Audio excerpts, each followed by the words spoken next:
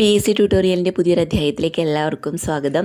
നമ്മുടെ ഇന്നത്തെ വീഡിയോയിൽ LDC 2027 പ്രിപ്പറേഷൻ എങ്ങനെ സ്റ്റാർട്ട് ചെയ്യണം എന്നതിനെക്കുറിച്ചുള്ളൊരു വീഡിയോ ആണ്. അപ്പോൾ വീഡിയോ സ്റ്റാർട്ട് ചെയ്യുന്നതിന് മുമ്പ് ആദ്യമായിട്ട് ചാനൽ കാണുന്ന ആരെങ്കിലും ഉണ്ടെങ്കിൽ ഒന്ന് സബ്സ്ക്രൈബ് ചെയ്തിട്ട് കാണുക. വീഡിയോസൊക്കെ നിങ്ങൾക്ക് ഇഷ്ടപ്പെട്ടുവെങ്കിലും യൂസ്ഫുൾ ആയിട്ടുണ്ടെങ്കിലും ലൈക്ക് ചെയ്യാനും ഷെയർ ചെയ്യാനും കമൻറ്റ് ചെയ്യാനും മറക്കരുത്. അപ്പോൾ കഴിഞ്ഞ LGS എക്സാംസ് ഒക്കെ എല്ലാവരും നന്നായിട്ട് അറ്റൻഡ് ചെയ്തിട്ടുണ്ടെന്ന് ഞാൻ പ്രതീക്ഷിക്കുന്നു. ഞാനും LGS എക്സാംസ് അറ്റൻഡ് ചെയ്തു. പക്ഷേ കൺസിസ്റ്റൻ്റ് ആയിട്ടുള്ളൊരു സ്റ്റഡി പ്ലാൻ എനിക്ക് കിട്ടിയിട്ടില്ലായിരുന്നു. എനിക്ക് അതിന് കുറച്ച് ബുദ്ധിമുട്ടുണ്ടായിരുന്നു. എൻ്റെ സിറ്റുവേഷൻസ് ഒന്നും അതിന് അനുയോജ്യമല്ലാത്തതായിരുന്നു. ഞാൻ എൻ്റെ ഫസ്റ്റത്തെ ഒരു വ്ളോഗിൽ ഞാൻ ആദ്യത്തെ ഒരു സ്റ്റഡി വ്ളോഗ് ചെയ്തപ്പോൾ ഞാൻ അതിൽ പറഞ്ഞിട്ടുണ്ടായിരുന്നു, എനിക്കിപ്പോൾ ഫുൾ ടൈം പഠിക്കാൻ പറ്റുന്ന ഒരു സിറ്റുവേഷനാണ്. കാരണം ഞാൻ ഹെൽത്ത് ഇഷ്യൂമായിട്ട് കുറച്ചൊന്ന് ജോലിയിൽ നിന്ന് മാറി നിൽക്കുക എന്നൊക്കെ പറഞ്ഞിട്ടുണ്ടായിരുന്നല്ലോ. അപ്പോൾ ആ ഹെൽത്ത് ഇഷ്യൂ വേറൊന്നുമല്ല, എൻ്റെ പ്രഗ്നൻസി ആയിരുന്നു ആ സമയത്ത്. അപ്പോൾ ഇപ്പോൾ ഡെലിവറിയൊക്കെ കഴിഞ്ഞു. ഞാനൊരു LGSൻ്റെ ഒരു സീരീസ് പോലെ Day 1 Day 2 Day 3 അങ്ങനെ ചെയ്തിട്ടുണ്ടായിരുന്നു. പക്ഷേ എനിക്ക് ആ സീരീസ് കംപ്ലീറ്റ് ആക്കാൻ പറ്റിയില്ലായിരുന്നു. കാരണം അതിനിടയ്ക്ക് ഡെലിവറി, പിന്നെ അത് കഴിഞ്ഞ് പോസ്റ്റ് പാർട്ടം, അങ്ങനെ കുറച്ചധികം സിറ്റുവേഷൻസ് ഒക്കെ ഉണ്ടായിരുന്നു. പിന്നെ കുഞ്ഞിനെ നോക്കണം. അപ്പോൾ ഇപ്പോൾ എന്തായാലും കുഞ്ഞിനൊരു 8 month ആയിട്ടുണ്ട്. അപ്പോൾ വിചാരിച്ചു ഇനി എന്തായാലും എനിക്ക് കുറച്ചൊക്കെ ഒന്ന് ഫ്രീ ടൈം കിട്ടും. ഡേ ഫുള്ള് കിട്ടില്ലെങ്കിലും എനിക്കൊരു ദിവസം മാക്സിമം പഠിക്കാനുള്ള സമയമൊക്കെ കിട്ടും. അപ്പം ഞാൻ വിചാരിച്ചു എന്തായാലും സ്റ്റാർട്ട് ചെയ്യാം. വീണ്ടും യൂട്യൂബിലെ വീഡിയോസൊക്കെ ഒന്ന് അപ്ലോഡ് ചെയ്ത് സ്റ്റാർട്ട് ചെയ്യാം. എന്തായാലും ഞാൻ പഠിക്കുന്നുണ്ട്. അപ്പോൾ പഠിക്കുന്ന വീഡിയോസ് തന്നെ യൂട്യൂബിലും കൺസിസ്റ്റൻ്റ് ആയിട്ടിട്ട് പോകാമെന്നാണ് വിചാരിക്കുന്നത്. അപ്പോൾ എന്നെപ്പോലെ കുഞ്ഞുങ്ങളെയൊക്കെ നോക്കിയിട്ട് വീട്ടിലിരുന്ന് പഠിക്കുന്ന വീട്ടമ്മമാർ ആരെങ്കിലും ഉണ്ടെങ്കിൽ നിങ്ങൾക്ക് എൻ്റെ ടൈം ടേബിൾ വേണമെങ്കിൽ, യൂസ്ഫുൾ ആവുമെങ്കിൽ ഒന്ന് കമൻറ്റ് ചെയ്ത് കഴിഞ്ഞാൽ ഞാൻ എൻ്റെ ടൈം ടേബിൾ അപ്ലോഡ് ചെയ്യാം. ഒരു വീഡിയോ ആയിട്ട് തന്നെ ചെയ്യാം. ഓക്കെ, അപ്പം നമുക്ക് 2027 LDCയിലേക്ക് വരുവാണെങ്കിൽ LDC എക്സാം 2027 എന്നുള്ളൊരു വലിയ കടമ്പയാണ്. കാരണം ഒത്തിരി ആപ്ലിക്കേഷൻസ് വരുന്നൊരു പോസ്റ്റാണ് LDC എന്ന് പറയുന്നത്, അറിയാമല്ലോ എല്ലാവർക്കും. അപ്പോൾ LDCയുടെ നോട്ടിഫിക്കേഷൻ 2027 നടക്കുന്ന LDCയുടെ നോട്ടിഫിക്കേഷൻ നമുക്ക് എങ്ങനെ പോയാലും ഒരു November-December കൂടി പ്രതീക്ഷിക്കാം. ഈ വർഷം ലാസ്റ്റോട് തന്നെ നമുക്ക് നോട്ടിഫിക്കേഷൻ പ്രതീക്ഷിക്കാം. നോട്ടിഫിക്കേഷൻ വന്നു കഴിഞ്ഞാൽ എങ്ങനെ പോലും ഒരു 6 month കഴിയുമ്പോഴത്തേനും എന്തായാലും എക്സാംസ് വരും. അപ്പോൾ അടുത്ത വർഷം ഒരു ഏകദേശം ഈ സമയം ഒരു ഓഗസ്റ്റ് മാസമൊക്കെ ആകുമ്പോഴത്തേനും നമുക്ക് എക്സാമും പ്രതീക്ഷിക്കാം. അപ്പോൾ എങ്ങനെ നോക്കിക്കഴിഞ്ഞാലും നമുക്കൊരു 1 year-ഓളം നമുക്ക് ടൈം കിടക്കുകയാണ്. അപ്പം നന്നായിട്ട് പഠിക്കുന്ന ഒരു കുട്ടിക്ക്, അതായത് ഒരു ഡേ ഫുൾ ടൈം എടുത്ത് പഠിക്കുന്ന ഒരു കുട്ടിക്ക് എങ്ങനെ പോലും ഒരു 6 month മതി സിലബസ് കംപ്ലീറ്റ് ചെയ്ത് റിവിഷനൊക്കെ കഴിഞ്ഞ് എക്സാം അറ്റൻഡ് ചെയ്ത് അല്ലെങ്കിൽ എക്സാം ക്രാക്ക് ചെയ്യാൻ.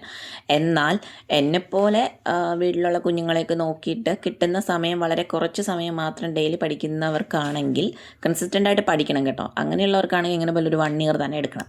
അപ്പം നമ്മളെപ്പോലുള്ള വീട്ടമ്മമാരൊക്കെ ഇപ്പോഴേ സ്റ്റാർട്ട് ചെയ്യണം. നോട്ടിഫിക്കേഷൻ വരാൻ വേണ്ടി ആരും വെയിറ്റ് ചെയ്യേണ്ട.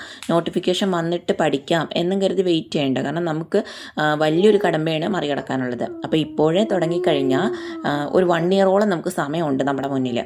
നമുക്ക് സിലബസ് കംപ്ലീറ്റ് ചെയ്യാൻ പറ്റും, റിവിഷൻ ചെയ്യാൻ പറ്റും, ഒരുപാട് PYQ ചെയ്യാൻ പറ്റും, മോക്ക് ടെസ്റ്റ്, അങ്ങനെ ഒത്തിരി കാര്യങ്ങൾ നമുക്ക് വീണ്ടും റിവിഷൻ പോലെ ചെയ്യാൻ പറ്റും. അതുകൊണ്ട് ഇപ്പോഴേ സ്റ്റാർട്ട് ചെയ്യാൻ എല്ലാവരും ശ്രമിക്കുക. അപ്പോൾ നമുക്ക് ആദ്യം വേണ്ടത് നല്ല പ്രോപ്പറായിട്ടുള്ളൊരു സ്റ്റഡി പ്ലാൻ വേണം.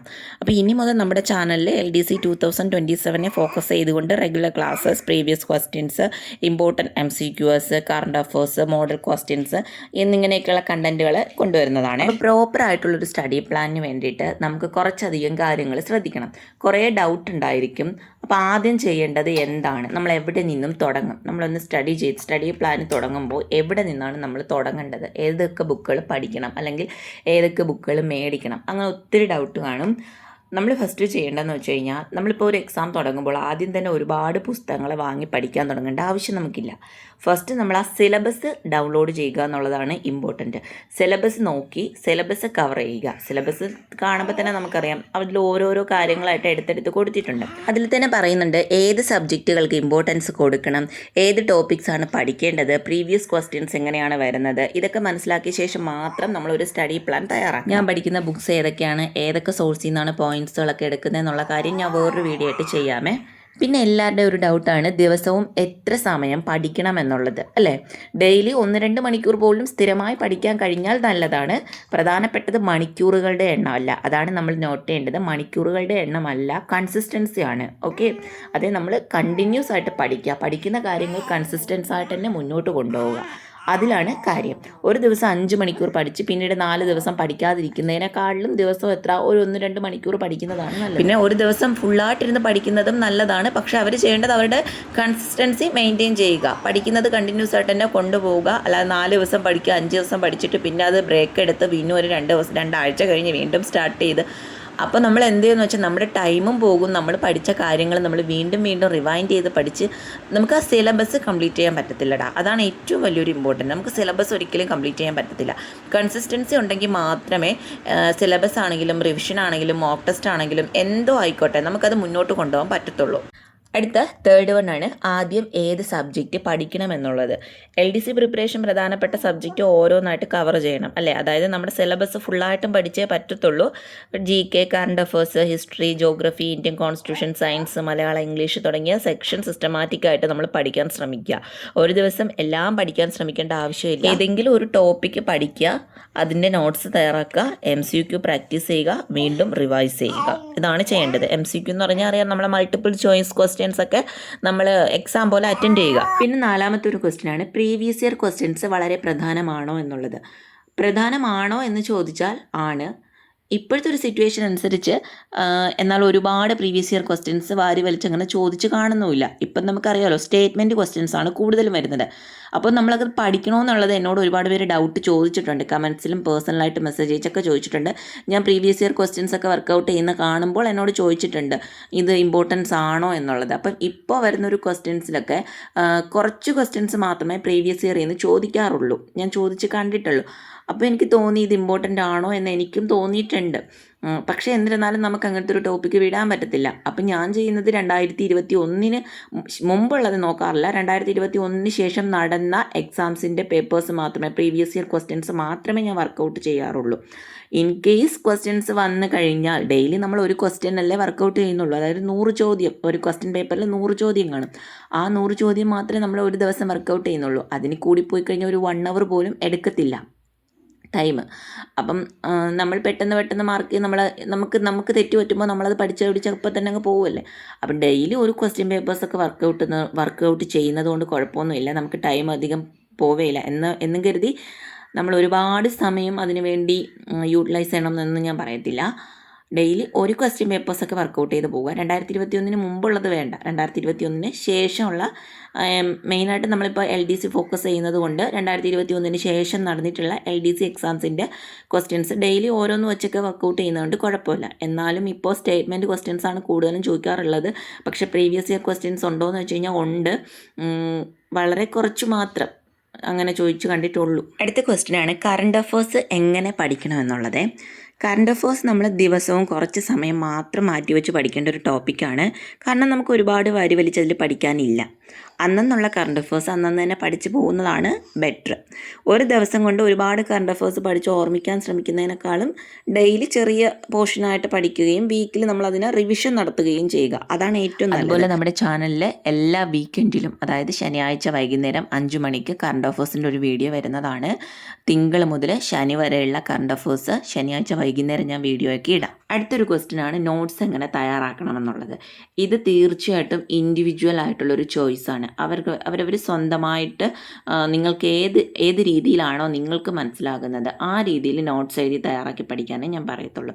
അതായത് ചിലവർക്ക് ലെക്ചർ നോട്ട് പോലെ എഴുതാനായിരിക്കും. ഒരു ക്ലാസ് കണ്ടിട്ട് അതിൽ നിന്നുള്ള പോയിൻറ്റ്സ് കുറച്ച് പോയിൻറ്റ്സ് ആയിട്ട് അങ്ങനെ എഴുതാനായിരിക്കും. അതായത് important facts, dates, places, personalities, constitutional articles തുടങ്ങിയവ പോയിൻ്റ് വൈസായിട്ട് എഴുതി വെക്കാനായിരിക്കും ചിലർക്ക് ഇഷ്ടം, ചെറുതായിട്ട്. എന്നിട്ട് അതെടുത്ത് നോക്കാനായിരിക്കും അവർക്ക് എളുപ്പം.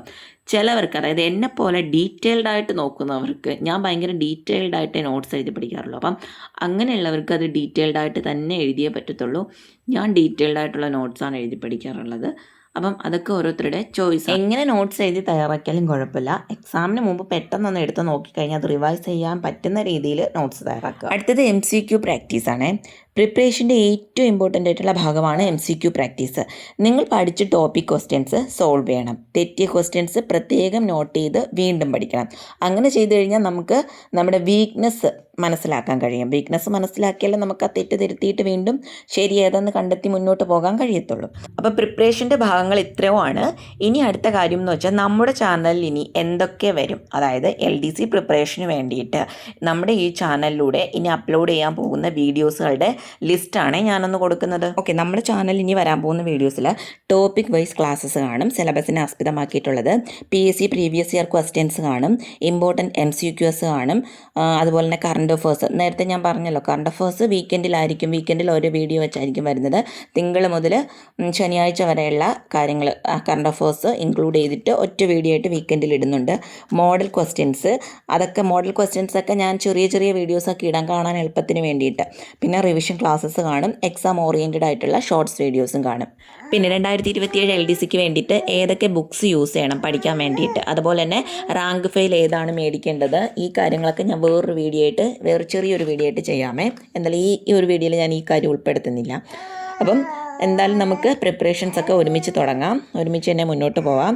ഇതുപോലെയുള്ള PSC വീഡിയോസ് ലഭിക്കാൻ ചാനൽ സബ്സ്ക്രൈബ് ചെയ്യാനും ബെല്ലൈക്കൺ പ്രസ് ചെയ്യാനും മറക്കരുത്. പിന്നെ വീഡിയോസൊക്കെ യൂസ്ഫുൾ ആയിട്ടുണ്ടെങ്കിൽ ലൈക്ക് ചെയ്യാനും ഷെയർ ചെയ്യാനും കമൻറ്റ് ചെയ്യാനും ഒന്നും മറക്കരുത്. അടുത്ത വീഡിയോയിൽ LDC 2027 പ്രിപ്പറേഷൻ്റെ ആദ്യ ടോപ്പിക്ക് മുതൽ നമുക്ക് പഠിച്ചു തുടങ്ങാം. അപ്പോൾ LDC 2027 ആത്മാർത്ഥമായിട്ട് പഠിച്ചു തുടങ്ങാൻ തയ്യാറെടുക്കുന്നവർ താഴെ LDC 2027 എന്നൊന്ന് കമൻറ്റ് ചെയ്തേക്കണേ.